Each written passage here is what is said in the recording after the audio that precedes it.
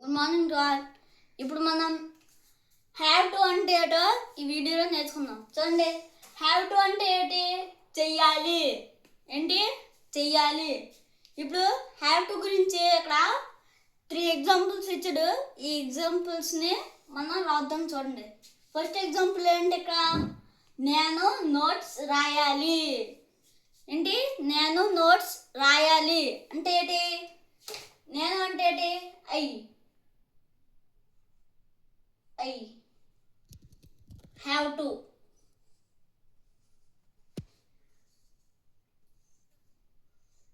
Have to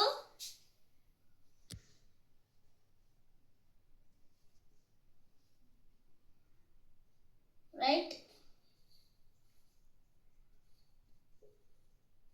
notes. I have to write notes అని దీని ఇంగ్లీష్లో ట్రాన్స్లేట్ చేస్తే ఎట్లా వస్తుంది? I have to right notes. Okay, next second example చూడండి. ఏంటి? ఇక్కడ రుద్రాన్స్ పాట పాడాలి. చూడండి,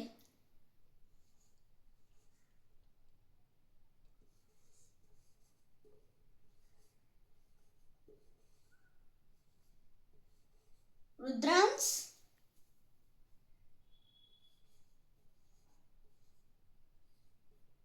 has to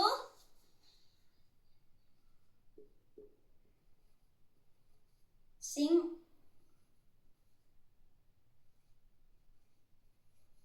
a song. ఇక్కడ రుద్రాన్స్ పాట పాడాలికి ఇంగ్లీష్లో ఏంటి వస్తుంది? రుద్రాన్స్ have to sing a song.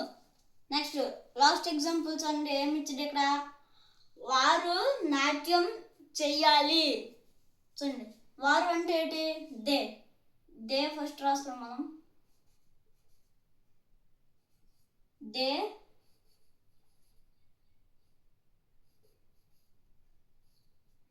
Have to